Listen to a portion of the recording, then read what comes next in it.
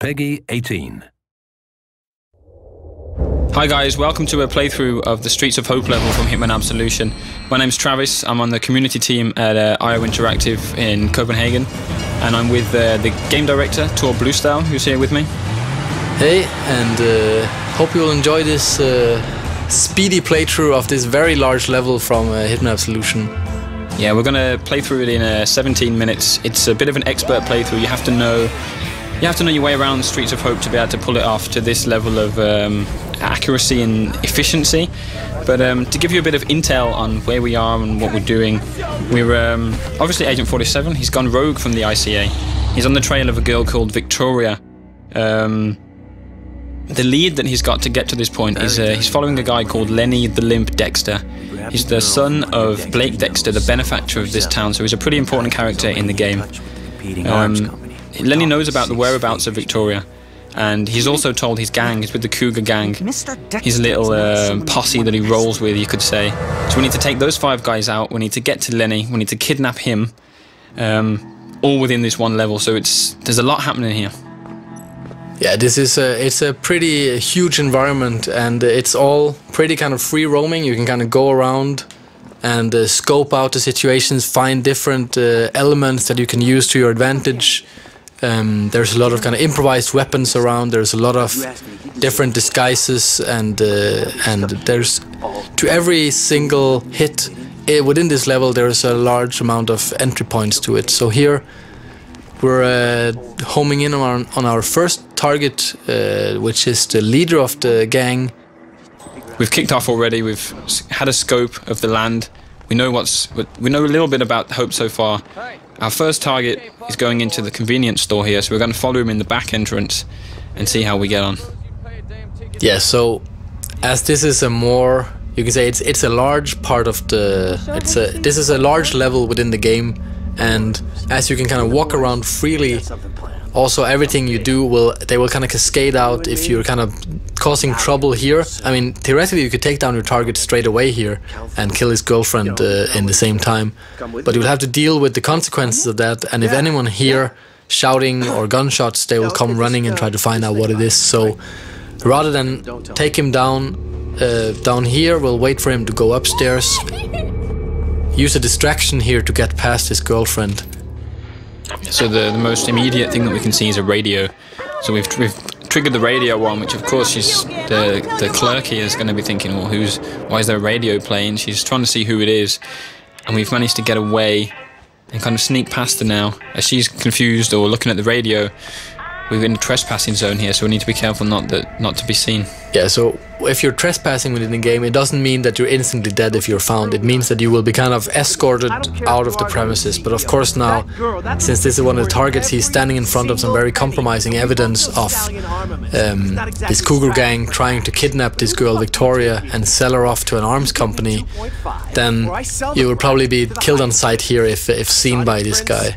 Yeah, he'd definitely react if he sees you, so we need to sneak up behind him. We're going to take him down with the fibre wire silently, so nobody hears us, and we've got objective complete. We need to dump the body, because his girlfriend will probably be coming up to see where he is pretty soon. Yeah, so hiding evidence or hiding bodies as part of that is, of course, it's good for kind of erasing your tracks, and it's all kind of tracked in our score. Everything that you do is logged, and you kind of get a positive or negative score based on how you're playing and using the different features of the game. And being undetected or being unseen and not, not leaving any traces behind is a very good way of playing. Yeah, and all of that information's stored in the notebook that we just saw on the screen. With it also keeps the challenges, right, and it keeps targets, your objectives. It's pretty much as if 47 was keeping a physical notebook as he goes along of what he's seen, what he needs to do. Yeah, so for those that knows the old Hitman games, they know that there always was a mission briefing as the start of every level.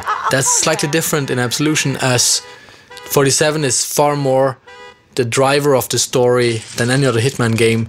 The way that these objectives are made is also based on his progress through the level, so they will kind of update along the way, with the information that he gets and the player gets as they play the level. Yeah, he's very much making the decisions himself, isn't he? When he's got, obviously if something happens, he realises he needs to take out somebody else. He doesn't need somebody in his ear to tell him that. He's seen it for himself, he's heard a conversation. So it's very dynamic in that sense. Yeah, so actually for this level, as you enter, you only know that Lenny the Limp has to be kidnapped, but as you enter the level, you find out, okay, there is these guys, this cougar gang, and they know way too much about Victoria, so they also have to be taken out. So this is an objective that you won't really know until you actually come to this place in the level. Or until you watch this video and we tell it to everyone. Yeah, of course. So here, as you can see, there is things lighting up an instinct that you can use as a player. Some of them are hiding places, other things are objects that can be used to cause an accident. And especially with the targets, of course, it's very useful if you make it look like an accident. Then they won't even be looking for a killer if they didn't even know it was a murder committed. And the instinct as well, you're about to trigger it here as well. You can see the targets, or the NPCs are lighting up as well. And we saw when we came past there was a little icon for a hint. It's for those of you, you can obviously see that we're not playing in purist mode, our difficulty where you get no help from the game at all. All of these options can be turned off if you want a real challenge. So bear that in mind as you play through. That if you are a purist player and you really want a really difficult experience, you can customize it that way, if that's the sort of thing that you're looking for. But to show off the features, we're going to keep the HUD on for this playthrough. So we're approaching our second target here. He is on the phone, and an easy prey for a trained assassin. And instead of just killing him off straight away, we will kind of subdue him and try to make it look like an accident here, actually, by using the explosives that we found earlier. So we had the option to snap his neck as well. That's if we're running short of time, or if we just feel like being a bit more brutal through the level, isn't it? It's very much about choice, right? All the different mechanics are built to create sensible choices for the player. If you want to be brutal, if you want to be violent, you can do that, but it will affect your scores and your challenges. Oh, busted. Alright, we'll deal with this. You're under arrest. Ow. So one thing that we worked a lot on with our AI is that the propagation of knowledge throughout the level. That this guy, we took care of him really fast, so it meant that anything he had to say to his friends on the radio, he didn't get the time to say anything at all. And that meant that nothing actually got conveyed, and we're free to continue throughout the level as if nothing happened. Yeah, it was perfect timing from 47, really, in a way, because the police officer's not going to start shooting at us straight away just for being in the area. He needs to... You can hear him shouting, he's saying, "What are you doing?" And then before he's got a chance to kind of realise that we're not going to move and that we're a bit of a shady character, we've killed him. So it's yeah, we move on from there. So here we're using the remote detonated explosives that we found, and as you remember, the target we dropped down, the one that is just knocked out, he's over there by the tires, and now he is dead, as you can see in the target tracker. That was quite a big explosion. The other cars there have caught fire, so this could get interesting. Yeah, this is not very subtle, but it does cause a bit of a stir in the town, and it will draw the attention of especially all the guards or cops. As you can see here, they come running, which leaves the next target a little bit easier to get to, because he is quite heavily guarded. He's kind of like the king of the scrapyard, as you'll see here very soon. So this end of the street now is a lot more empty than it was when we first arrived and took a look around. So there's definitely more freedom here for us. You can see the target there. He's roaming the scrapyard as he does, king of the scrapyard, as it were. And you can see the explosion was absolutely huge. The black smoke is pillowing upwards past the big poster of Dexter there, the benefactor of hope, as we mentioned earlier. But we now need to head into the scrapyard. You can still see the target just on the screen there. We've got a sign, "Warning, keep out dogs," so we should be careful. Yeah, dogs are also a feature of the game. They will alert nearby NPCs, as we see here. We're trying to sneak up on one, and obviously we're not allowed to be here. Even if we had a disguise on, this dog would bark on us. And so we've grabbed the dog bone. We think that he might have been barking for that, or he's noted us. He might be just want to get a chew on the bone, but the barking has actually alerted an NPC. This mechanic here who's come across, so we need to be careful. Yeah, so this poor guy doesn't know what'll hit him. You should always check what's behind you. The dog's stunned. Yeah, so as we're trespassing here in the scrapyard, this mechanic comes in pretty handy, as we can take his disguise and move around a lot more freely in this area. We don't have to kind of sneak around, because now, as long as we don't get close to the other NPCs, we're actually allowed to be here. Yeah, and we're going to shove him in the closet, keep him out of sight. There's no evidence that he was ever here. We've got our disguise. And we saw the target walking deeper into the scrapyard, so that's where we're going to head now. Yeah, so now dressed as a mechanic, if you have to get close to other NPCs, it's very useful to blend into the environment and kind of just pretend that you belong here. So as we'll see here, this NPC, he is kind of wondering who you are, but he's not suspicious yet. But if you kind of would have stayed closer to him for a longer amount of time, then he would eventually have found out, or if there's 2 or 3 of them close. Yeah, the mechanics will recognize if it's a small town, so they know each other pretty well. So a bold guy walking around does look suspicious, so 47 needs to blend in. But of course the police officer, he's not so familiar with the mechanics, so he's not going to bust you. But we're thinking about taking him out with the crowbar here, but thought better of it. Yeah, I think if you pick up that crowbar, he will kind of get a little bit suspicious about you, so it's better to let it be. So here the target's been dealing with some dirty cops, and he's heading off into this tiny garage over here. I think he is the guy who is in charge of the cars for the gang. So they're kind of preparing this kidnapping of Victoria, and he is preparing the car here. And that's an accident waiting to happen, as you can see in Instinct here. It's a good choice of words. Yeah, accident kills are a very big feature in Absolution, and there's a large number of ways of taking down every single target in the game. And this is where the team has really went to town on coming up with inventive ways of killing targets that are kind of localized to each area. So naturally here in a garage, what better to use than a car lift? Who's screwing about?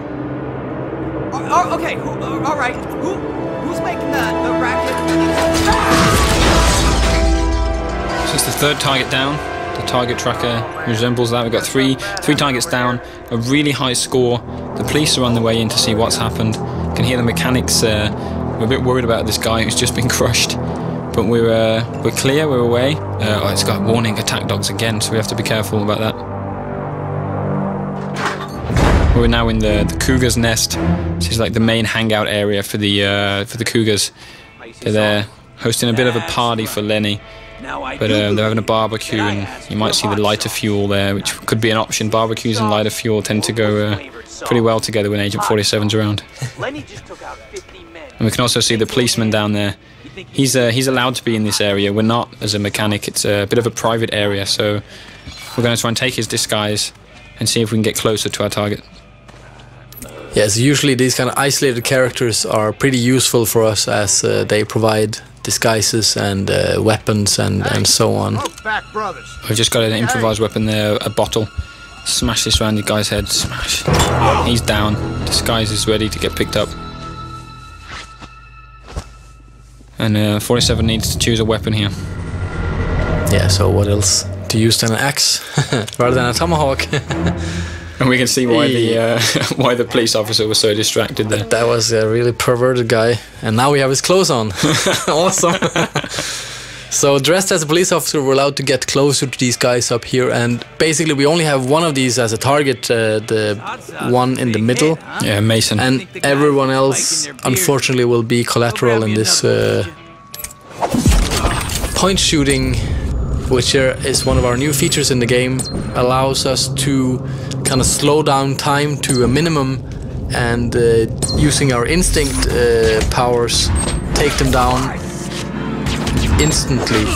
And as you can see, they're trying to pull their guns to fight back, but as they're taken down too quickly for that, the whole thing goes down without anyone making a sound, as we also use silenced guns for this. Yeah, we've also used all of our instinct though. It's very expensive to use point shooting, especially on so many characters all at one time. So there's a lot of strategy involved in when you should use your point shooting. You can't just walk up to any character and shoot them and do it instantly. You have to make sure you do it at the right time, otherwise you run out of instinct completely. But there's the other target's come out here. He's come to investigate, probably come back to the barbecue, and he's stunned by the dead bodies. Ow, poor old guy. 47's just killed the barber. Yeah, that's sad, but it's for the greater good. We need a new disguise here, because now there's a lot of police officers in the building here. So using the barber, which is freely allowed to walk around here, it's a pretty powerful disguise, and as you can see, there's lots of characters here, so trying to go in here guns blazing would be pretty dangerous and difficult. There is a lot of NPCs here. You can also see there's a guy a little bit further ahead getting his pistol ready, so he's prepared for a shootout. But it would be a bit of a mistake to pull your guns out here. Sneaking through as the barber is probably the best way through. Towards Lenny, who you can see down there. Instinct lights up in blue, not red because he's not a target. We need to kidnap him. And we make our way down. Yeah, so basically now there's this one police officer standing between us and Lenny at the moment, so we will just quickly deal with him. Quickly deal with him by putting a pair of scissors in his neck. Well, yeah. Deal with him in 47's trademark way. Yeah, you could have subdued him, right? Poor guy. And now we have Lenny all to ourselves, and he's kind of just sitting there lying about his antics in Chicago, so he's kind of an easy prey. It's almost too easy. Yeah. You're not the talkative type, huh? You know your place. Well, I like that in the barber. That's it, and thanks for watching the playthrough of Streets of Hope from Hitman Absolution, which is out in November 20th this year. Thanks for taking the time to listen, and of course watch.